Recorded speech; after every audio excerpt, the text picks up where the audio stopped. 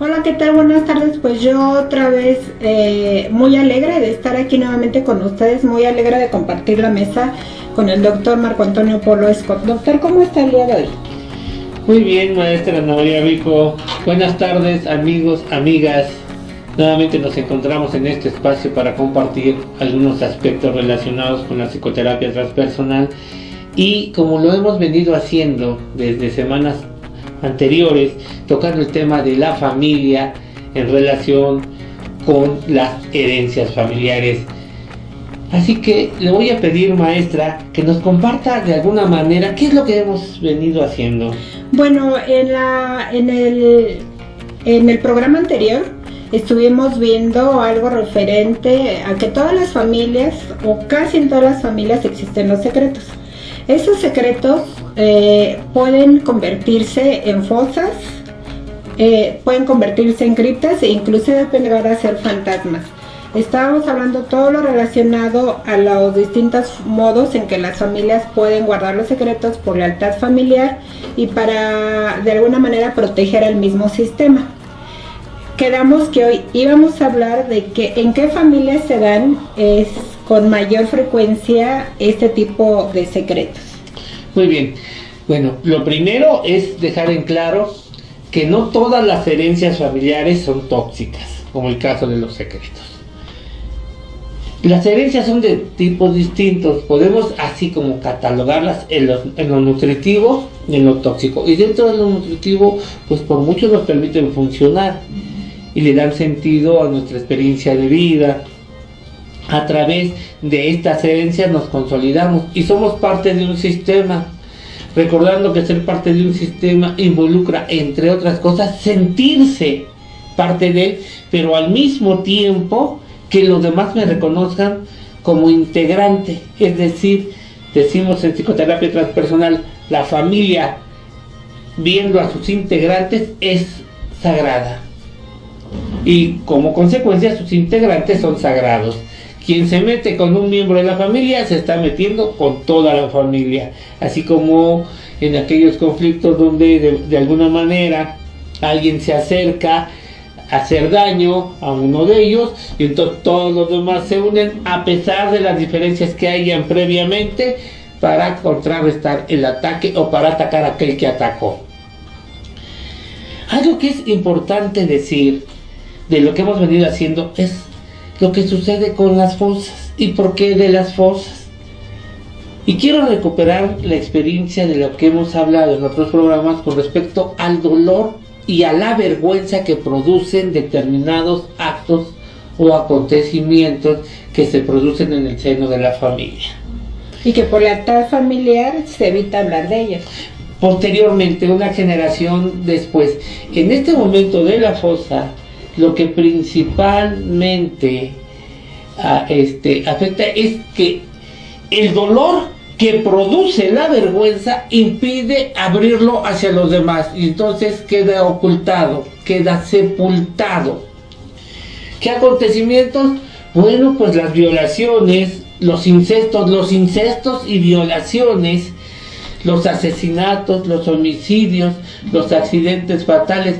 Podemos decir los suicidios en términos generales que casi el 98% de los acontecimientos que se producen como consecuencia de un secreto están vinculados a dos elementos: a la muerte o a la sexualidad o sexo específicamente. Una generación posterior, ahora sí por lealtad familiar, tendemos a encriptarlos, a sellar esa fosa, de tal manera que ahora ya no solo no se va a hablar, sino no se va a nombrar.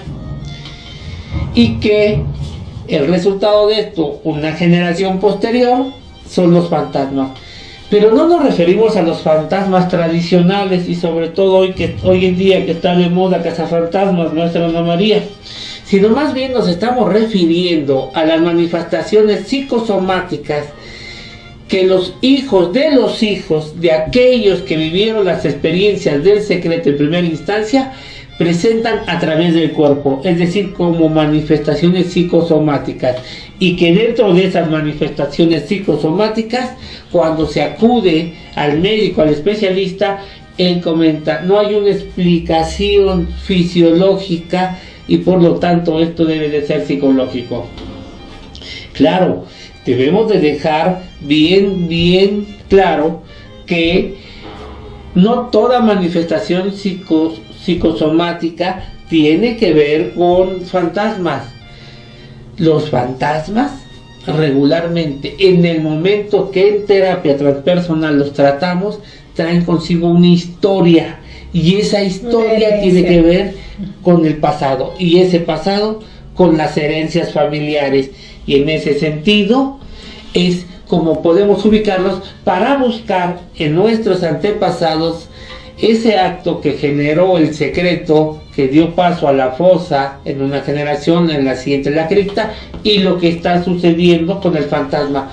Pero un punto más, cuando tocamos un fantasma y hablamos de lo que provocó el fantasma, inmediatamente los síntomas desaparecen. Es inequívoco que estamos en presencia de una repercusión de lo que sucedió con nuestros antepasados. Dice la Biblia, mis antepasados comieron uvas verdes, y 3 o 4 generaciones después los hijos las padecieron. Claro, hasta en la Biblia viene nombrado este tipo de herencias familiares que van de generación en generación. Nos comentaba, doctor, que hay familias donde se dan con mayor fuerza todo este tipo de secretos, fosas, criptas, fantasmas. ¿Cuáles son esos tipos de familia? Bueno, las hemos separado a modo de estudio. Casi siempre comparten 2 o 3 de los aspectos. Y lo primero es las familias rígidas. ¿Qué entendemos por una familia rígida? Son aquellas familias que regularmente uno de los 2 miembros principales manda y todos los demás obedecen, donde las cosas solo tienen una forma de ser, no hay medias tintas, no hay tonalidades. Aquí lo que yo digo y lo que yo digo se hace, y se hace como yo digo que se tiene que hacer. ¿Porque incluso soy tu padre o porque soy tu madre? Exactamente. De tal manera que no hay forma de mediar ninguno de los aspectos o de las relaciones que se están estableciendo. Regularmente las familias rígidas comparten elementos de otro tipo de familias que le llamamos las familias sufridas. Y las familias sufridas son aquellas que su experiencia de vida y sus relaciones interpersonales están dadas por el dolor. Si existe, está justificado. Si no existe, tenemos que buscarlo para poderlo justificar. Son esas familias en las cuales en mucho tiempo, sobre todo en mi generación, vivimos. Esas familias que provenimos de los síndromes de Pepe el Toro, de aquellas películas que usted recordará cuando era niña, de nosotros los pobres, ustedes los ricos, y el torito, y que a pesar de todo y con todas las circunstancias, y pasan cosas malas, pero nos recuperamos y volvemos a salir. Bueno, el drama lo tenemos tan claro, por ejemplo, en las telenovelas que se transmiten en las 2 principales cadenas televisoras de México, donde a pesar de todo y bajo las circunstancias que existen, está la Cenicienta y un príncipe azul que va a llegar, y que ese príncipe azul la va a rescatar, y curiosamente la Cenicienta es la más hermosa, la más maravillosa. Recuerdo una novela, María la del Barrio, y todos los tipos de Marías que han transcurrido por estos programas televisivos, que son novelas que solo se van renovando en actores, pero el drama es el mismo. Así es, así como usted dice, María la del Barrio, yo tocaría el tema de una telenovela de más de mi tiempo, me refiero ahí a los años 60, La Gata. Y para no equivocarnos mucho, Rina de los años 70, ahí con esta muchacha Rina que es jorobada, que no tiene formación ni preparación, que se enamora del hijo de un rico, Carlos Augusto, y que por cierto ese nombre se volvió muy de moda en su tiempo, y que a pesar de todo y contra todo se sale adelante. Esos son tipos de familias que vivían en la enfermedad o que viven en la enfermedad porque tienen una serie de conflictos constantemente, o sea, no es esporádicamente como todas las familias lo tenemos, sino día tras día sucede un drama. Sí, les llamamos familias sufridas, y yo no quisiera decir como aquellas familias, porque en muchas ocasiones cuando ya empezamos a revisar nuestras familias nos damos cuenta que tal vez el río no corre tan lejos, sino también de este lado corre. De vez en cuando. De vez en cuando, me imagino que así será, maestra Ana María Rico, pero ¿qué le parece si vamos a un corte y en unos momentos más regresamos? Estupendo, en un momento regresamos contigo. Recuerda que queremos oírte, queremos escucharte, así es que estamos abiertos para todas tus preguntas. En un momento continuamos.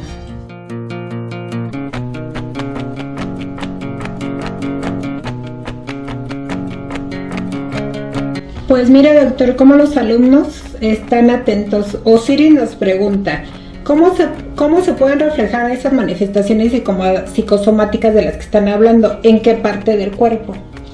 Ok, regularmente son dolores, son malestares que posiblemente en algunos de los pacientes se van incrementando a través del tiempo. Incluso pueden ocultarse como consecuencia de algún tratamiento médico, pero por muy breve tiempo. No hay una parte del cuerpo, está vinculada al acontecimiento, es decir, si en el momento en que se generó el secreto, en ese acontecimiento, en ese evento, hubo un dolor que se manifestó principalmente en el abdomen, regularmente es en esa zona donde se da. Si fue en alguna de las extremidades, de igual manera. Lo que finalmente quiero decirte, Osiris, es que no hay un punto específico en el cuerpo que podamos decir que es el asentamiento donde se colocan los secretos. Ok, en cualquier parte del cuerpo. Y Araceli Beltrán de Toluca dice que ella ya estaba en terapia, pero continúa con un recuerdo familiar muy doloroso y que qué podría hacer.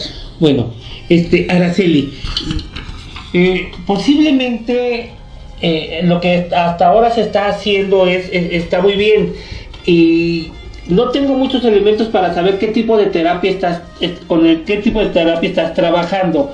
Sin embargo, todas las terapias son muy favorables para el trabajo. Posiblemente hay algo específico que se tenga que trabajar. Valdría la pena consultarlo con su terapeuta y que le diga, quiero trabajar este punto. Y en base a ese punto, hay que ver si hay algo más hacia atrás con tus antepasados. Es decir, ese recuerdo familiar es tuyo. Lo que me dice que estamos en presencia de un secreto que generó una fosa. Pero lo que no sé es si esa fosa está ligada con otra fosa con tus padres y a su vez con otra fosa con los padres de tus padres, de tal manera que tenemos una transmisión de secretos que no se ha encriptado, sino que ha ido pasando de fosa en fosa, y entonces tú tocas la última fosa de la que tú tienes memoria, pero esta última fosa está alimentada por las dos anteriores.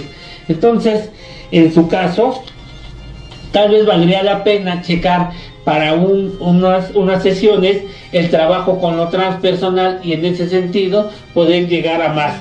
Ahora, si te es posible y así lo deseas, mándame un poco más de información y con todo gusto puedo ir opinando y tal vez de esta manera puedas encontrar mayor claridad a lo que estás presentando. De cualquier forma, muchas gracias, Araceli. Ok, doctor, estábamos hablando de las familias rígidas y que cómo estas familias van construyendo sus códigos de creencias y las van transmitiendo. Así es, ya habíamos hablado que principalmente los secretos toman mayor fuerza en las familias rígidas. Existen las familias rígidas sufridas en esa combinación. Y regularmente las familias rígidas sufridas también son familias con moral o con doble moral en cualquiera de las dos vertientes. Y entonces En las familias morales solo existe una regla, o es bueno o es malo, reforzando la rigidez. Como consecuencia de esto, tenemos que las familias rígidas necesitan un sostén. El sostén regularmente se puede dar a través de la moralidad o de la doble moralidad.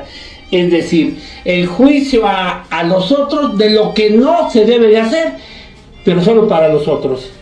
Esa sería la doble moral. La doble moral, como esa máscara que protege. Es que regularmente las familias morales tienen una parte doble, de doble moral, es decir, la moralidad que le aplican a los demás, muy pocas veces la aplican ellos, aun que a través de sus actos y acontecimientos visibles para los demás sean altamente moralistas. En el lado oscuro no siempre mantienen la moral. Por eso es que detrás de una persona altamente moral tendremos que buscar o preguntarnos cuál es su lado oscuro y en su caso de poseerlo, cómo es este lado oscuro. Entonces en las familias moralistas se juzga de una manera distinta hacia afuera. Así es.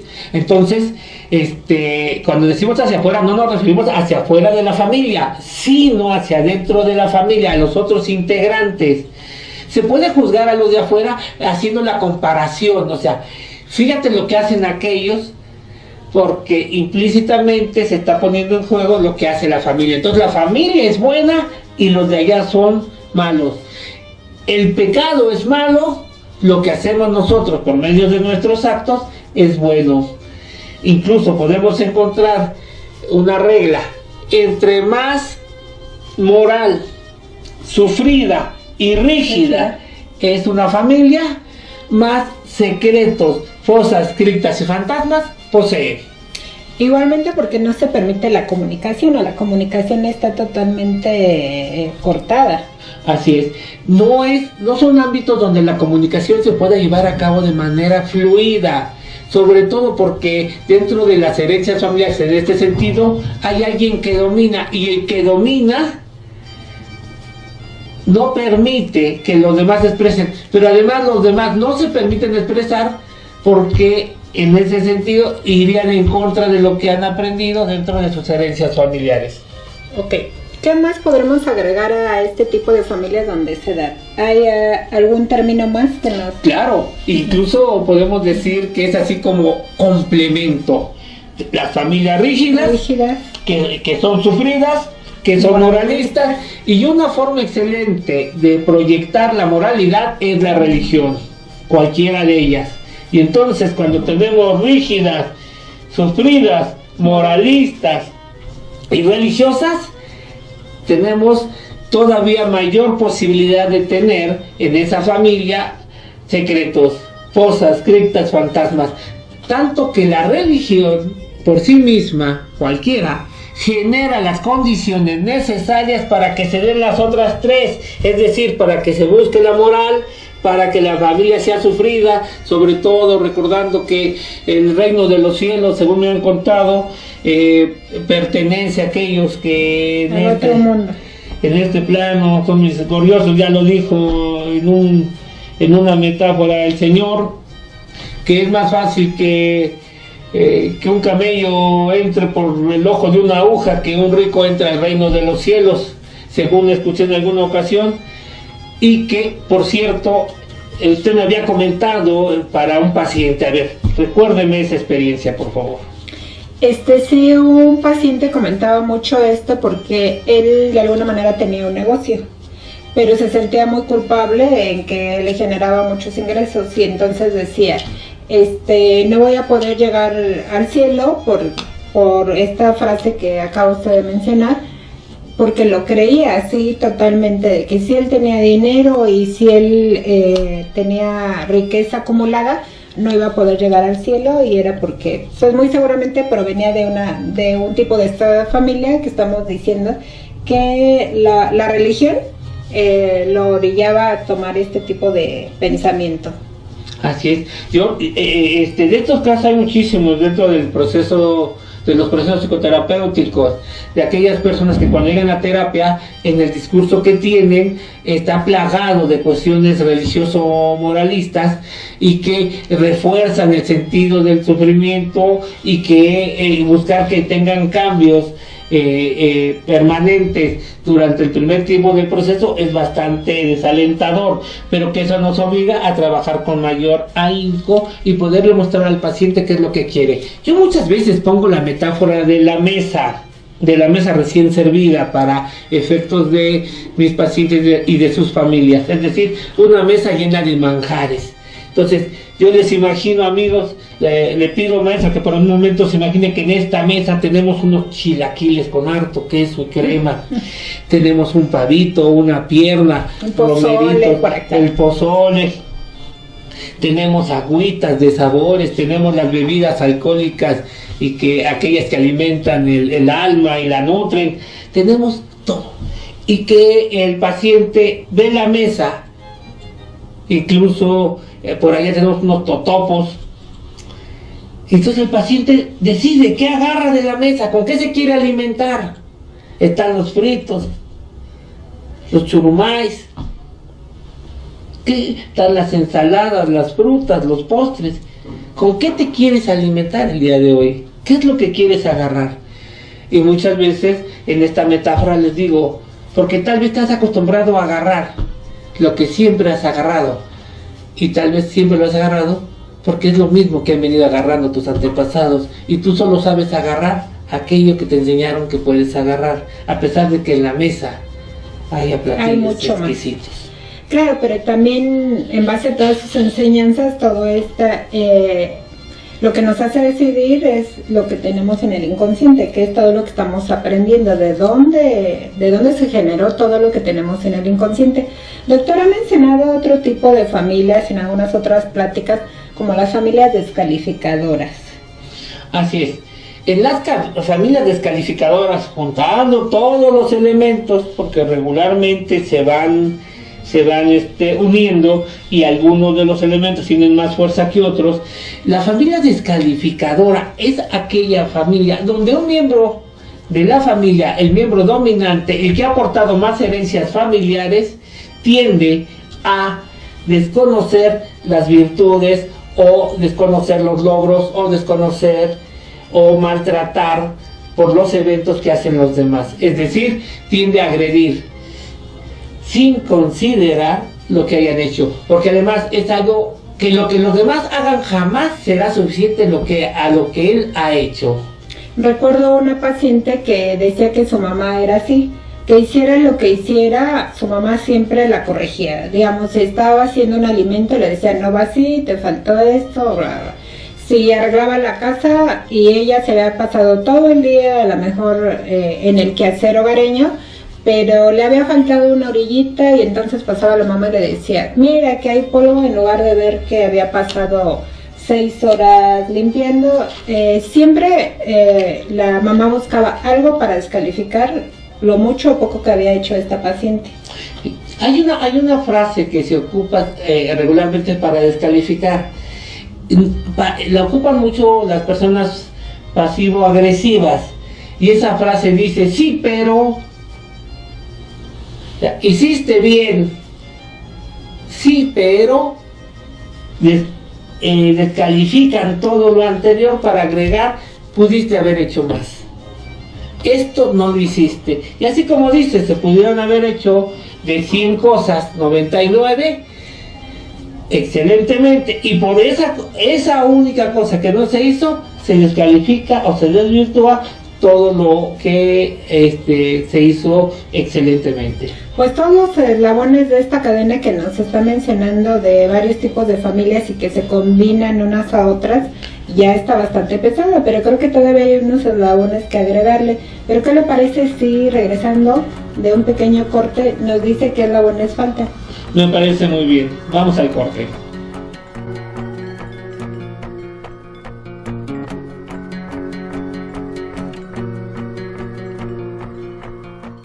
Pues bien, doctor, coméntenos de este eslabón que falta. Sí. El eslabón que nos falta son las familias desconfirmadoras. ¿Cómo son estas familias?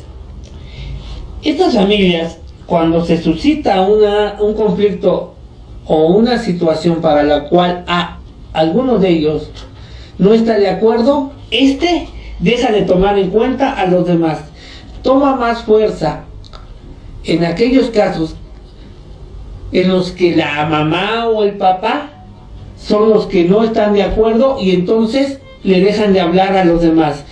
Empiezan a hacer todas sus cosas como si los demás no existieran. O sea, ignorarlos por completo. Ignorarlos por completo. De este caso recuerdo una paciente que en algún momento me comentó que su mamá le había dejado de hablar a una de sus hijas, hermana de esta paciente, incluso por años. En mi misma familia se suscitó que un tío se casa con una mujer que ya había tenido hijos y una de sus hermanas le dejó de hablar 30 años. Por cierto, cuando el tío muere, la primera que estaba en fila, y por cierto, también fue la que siguió la carroza fúnebre hasta el panteón, fue esta tía, la cual estuvo desconsolada, y a partir de ese día vino un declive en su salud que finalmente produjo su muerte. Las familias rígidas, sufridas, moralistas, religiosas, descalificadoras, tienden a tener un miembro desconfirmador. Pero esto se potencializa si ese miembro desconfirmador es uno de los progenitores, de tal manera que ahora sí ya tenemos un cuadro completo de aquellas familias donde los secretos toman mayor dimensión, donde no es fácil hablar de lo que sucede. Y por eso decimos que muchos de los secretos no están en función de lo que sucedió, sino la forma en que la familia lo percibió. ¿Y cómo romper esta cadena para que no se siga de generación en generación? Lo primero es hacer consciente, yo como miembro de mi familia, cómo funciono. Y posteriormente empezar a realizar los cambios que a mí me corresponden para generar una nueva familia que no comparta la rigidez, el sufrimiento, esa doble moralidad, la religiosidad fundamentalista, que no comparta el descalificar o el desconfirmar.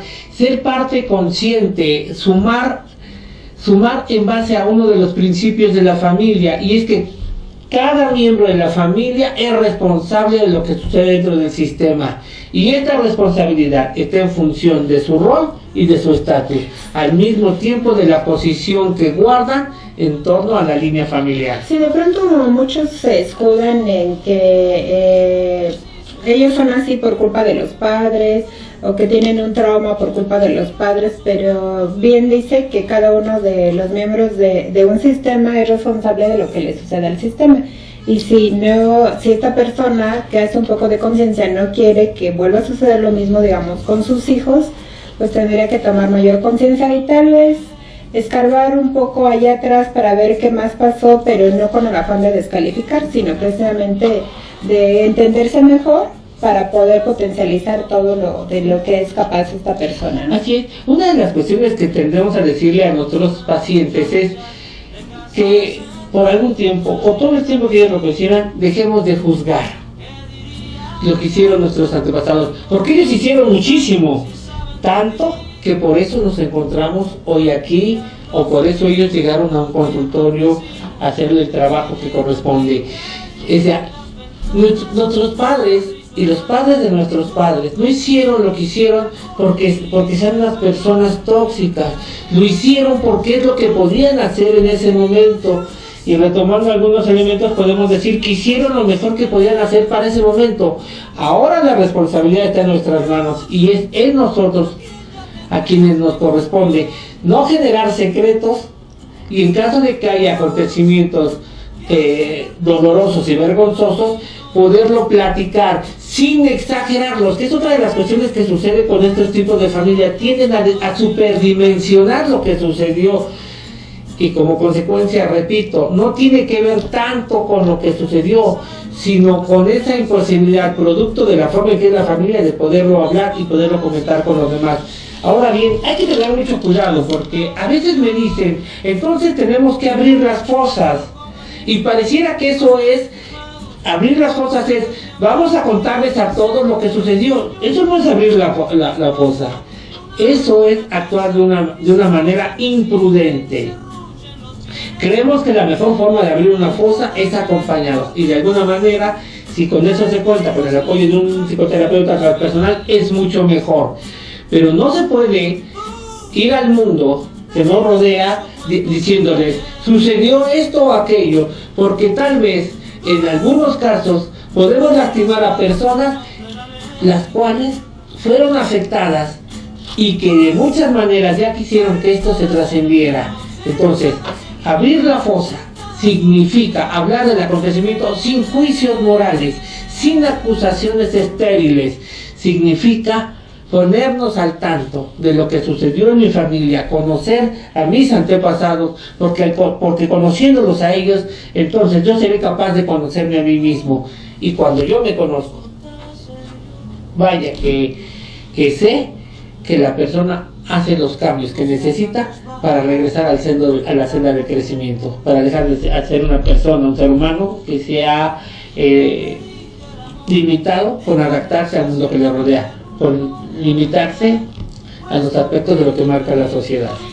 Ahorita que decía que escarbar un poco y si hay algún secreto o algo que nos esté lastimando, no exagerarlo.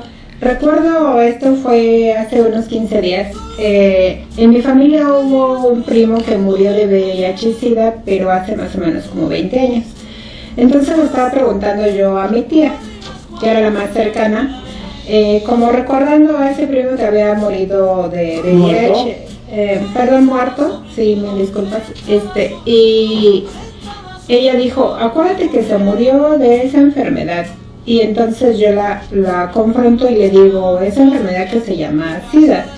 Y le dije, tía, ya tenemos mucha información, ya estamos muy grandes, ya tenemos otra edad, ¿por qué no hablarlo como es? Ella primero se desconcertó, pero después empezó a hablar. Si yo hubiera seguido con la forma en que ella lo estaba planteando, pues igual se queda la plática ahí cortada de alguna manera. Pero cuando vio que yo lo estaba tomando como realmente es bueno una enfermedad que hace 20 años no teníamos mucha información, pero ahora ya la tenemos y por qué no hablarlo directamente, entonces ella cambió inmediatamente su actitud. Voy a permitirme comentarle porque Araceli nos volvió a contestar y nos dice que ella tiene 2 años en terapia y que a ella ya se le hizo mucho tiempo. ¿Qué podemos seguirle recomendando a Araceli para que comprenda más todo esto de lo que estamos hablando y cómo es que lo puede tratar con su psicoterapeuta? Muy bien, bueno, Araceli, en caso de que sigas en terapia,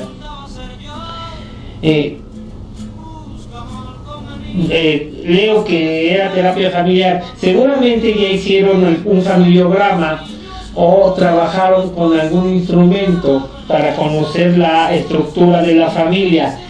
Me gustaría que a ese trabajo que hicieron con ese familiograma o con ese instrumento, donde están los abuelos, posiblemente los bisabuelos, posiblemente tus padres, los hermanos de tus padres, y también está tu familia, tus hermanos y tu descendencia en su caso, les vayas agregando fechas de nacimiento y si ya murieron, la fecha de muerte. Al mismo tiempo, vienes poniendo características de las personas que conociste o de las personas que escuchaste. ¿Qué características poseían? Posteriormente, ya que lo hayas llenado completamente, mi sugerencia es que veas qué características comparten las personas de hoy en referencia con tus padres y después con los padres de tus padres y así sucesivamente hacia atrás o de atrás hacia adelante. ¿Quiénes son similares? A partir de ahí vamos a empezar a ver qué coincidencias podemos encontrar, de tal manera que podamos vincular de manera indirecta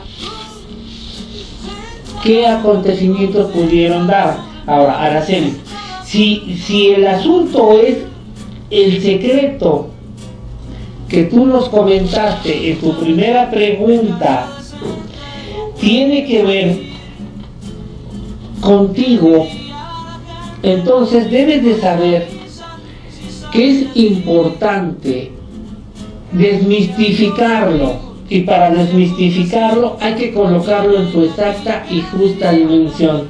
No permitir que se hable a través de lo que hemos comentado, de la rigidez, del sufrimiento, de la moralidad, de la religiosidad, de la descalificación o de la desconfirmación, sino que lo pongas, lo plasmes tal y como es, sin ocupar adjetivos, y vamos a encontrar qué significa. Te sugiero lo analices, y lo analices no solamente desde tu postura, sino desde las otras posturas. Es decir, por un momento te coloques en la posición de las otras personas o de la otra persona que estuvo involucrada.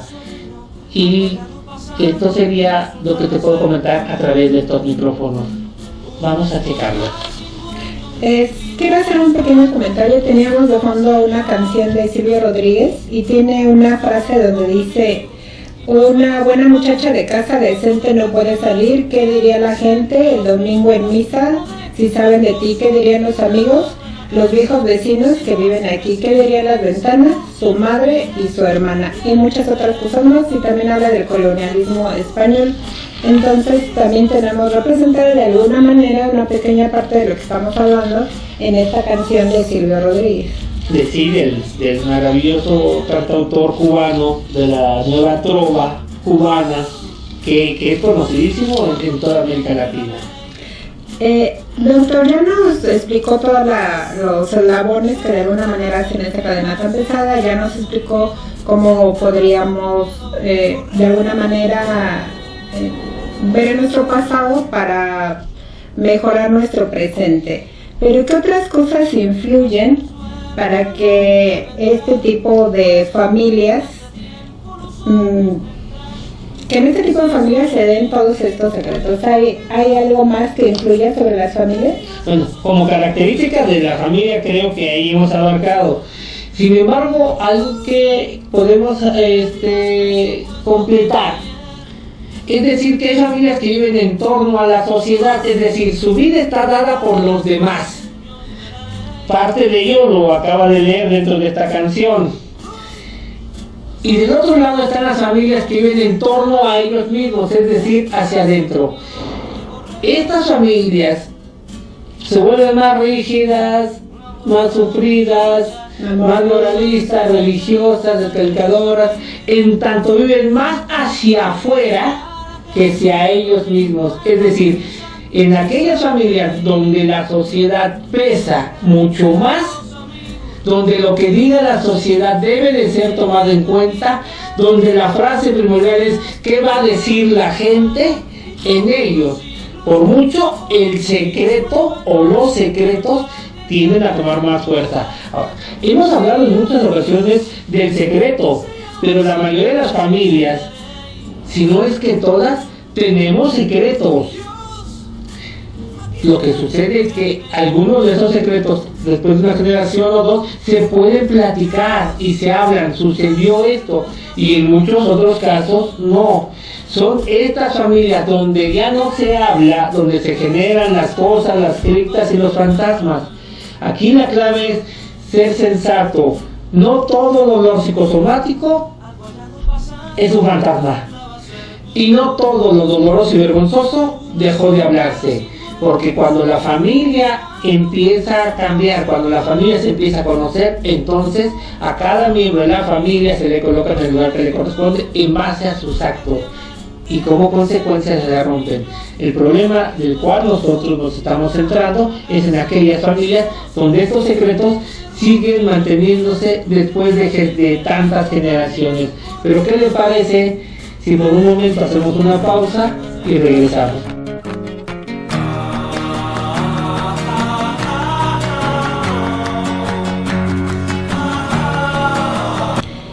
Doctor, nos comenta un padre de familia que por obvias razones no vamos a decir el nombre, nos dice que su hija es adoptada, que si sería mejor guardar el secreto o hablar con ella con la verdad. Le da mucho miedo enfrentar esta realidad.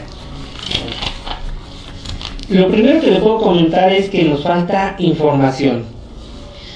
Uno de ellos, ¿qué edad tiene su hija? En muchas ocasiones nosotros intentamos guardar los secretos, sin embargo no podemos controlar lo que las otras personas dicen. Y en el caso específico de adopciones no reconocidas, no sabidas, puede presentarse que tarde o temprano se entere, pero por otra vía y bajo circunstancias en las cuales lo que se intenta es lastimar.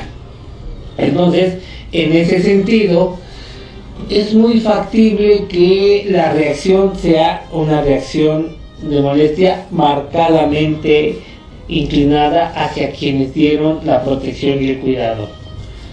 Estoy hablando en términos generales. Mi recomendación es que si ya tiene edad para conocer, y no tiene que ver tanto con la edad cronológica, sino con la madurez emocional, se busquen los mecanismos para hacerlo. Posiblemente primero una asesoría con un experto, con un especialista. Cualquier psicoterapeuta con formación seria se la puede dar. Y aquí la cuestión es buscar el momento para decirle y poderle expresar cosas como: si a pesar de lo que sucedió y de tu forma de llegar a este mundo no llegaste de mí, por ejemplo, a pesar de todo eso, te siento como una parte esencial de mi vida, porque contigo mi vida se dimensionó, cambió. Hablarle con toda la sinceridad y la honestidad del mundo, poderle expresar los sentimientos y cariños. Es posible que en algún momento dado se presente alguna inestabilidad emocional por parte de la hija, pero es esperado. Lo no normal es que no presente ninguna reacción y que incluso presente una serie de preguntas como: bueno, si no soy tu hijo biológico, si no soy tu hijo, a lo cual se le responde: no, si eres mi hijo. Tal vez lo que no es que no eres de mi biología, pero de todo lo demás eres mi hijo, incluso de mis herencias, porque creciste con mis herencias.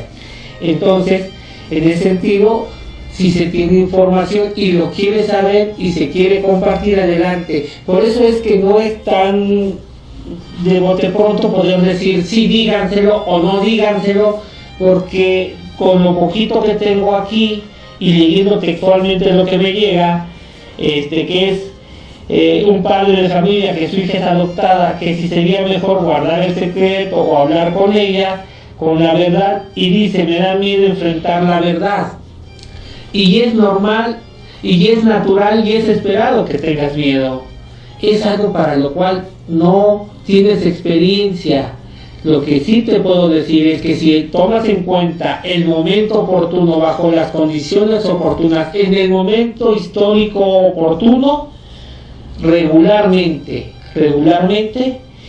la verdad prevalece por mucho, mejor que las medias verdades, los secretos o las mentiras.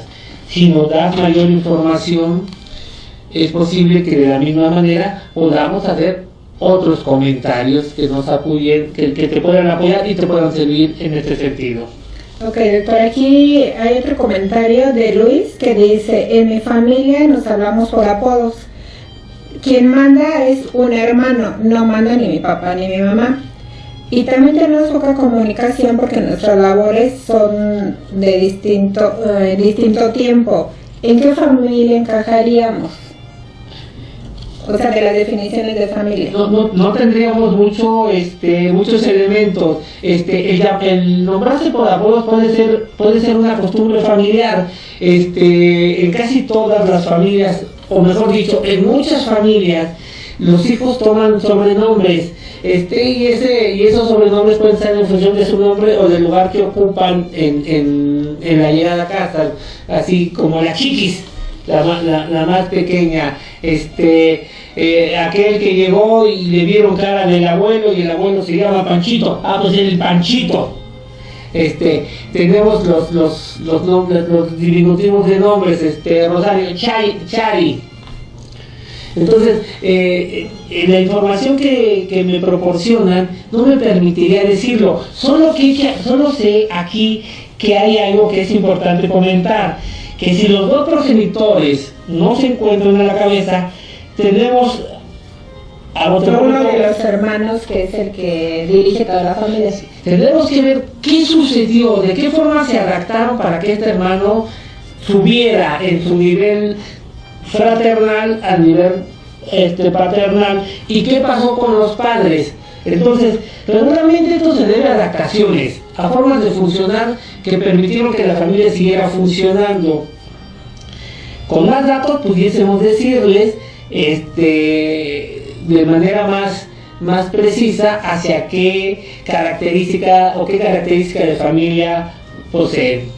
Claro, y recordar que hoy estamos viendo características de familias que de alguna manera viven más hacia la enfermedad, pero también hay familias que viven en el área de la salud, y que también todas las familias vamos de la salud a la enfermedad, y bueno, regresamos al área que frecuentamos con mayor medida, pero se pueden estar moviendo de una hacia otra. Así es. Y eso sobre todo a través de los distintos momentos históricos que vive la familia, y decirles, el único problema que existe es no saber a qué tipo de familia o qué características de familia tengo. Lo demás ha sido una forma de funcionar, ha sido producto de las herencias familiares, y ha sido de la responsabilidad que cada uno de los miembros de la familia ha asumido en torno a ella. Entonces sería algo similar, porque dice Betty, mis papás están divorciados, sin embargo hay días en que mi papá se queda a dormir con nosotros y actúan como una pareja normal. Esto le lastima a esta persona. Bueno, lo que le puedo decir es que ellos se pudieron haber divorciado legalmente, pero no se divorciaron afectivamente, y además no nos comenta cuando el papá se queda, ¿con quién se queda? Con la mamá. Se queda con la mamá, pensando que comparten el lecho, que comparten la cama. Reforzaríamos esto: se divorciaron legalmente, pero no se divorciaron afectivamente, y muchas veces le damos mucha fuerza a lo legal, pero creo yo que desde el punto de vista de donde nosotros lo estamos viendo, que es la psicoterapia transpersonal, sería más importante saber la parte afectiva. Pues doctor, ya llegamos casi al final de nuestro programa. Vamos a hacer un breve corte y regresamos para las conclusiones. ¿Qué le parece? Perfecto.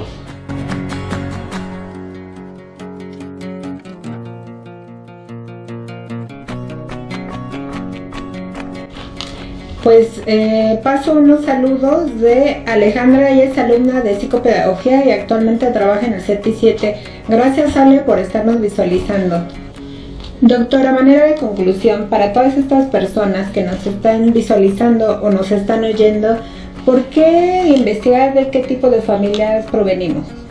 Porque al investigar sobre ellas, investigamos sobre nosotros, y no hay mejor manera de crecer que conocerse a sí mismo. Pues, ¿algo más que quiera agregar? Pues nada, que los invitamos para que la siguiente semana estén con nosotros a un nuevo tema. Seguiremos hablando en torno a la familia desde distintos ángulos, y a partir de ahí esperamos que se comuniquen con nosotros y nos hagan sus comentarios. Pues no me queda más que agradecerte una vez más el estar con nosotros. Recuerda que este programa es para ti y hecho exclusivamente para que también todas las dudas que tengas acerca de la psicoterapia transpersonal las externes con nosotros. Buena tarde, hasta pronto.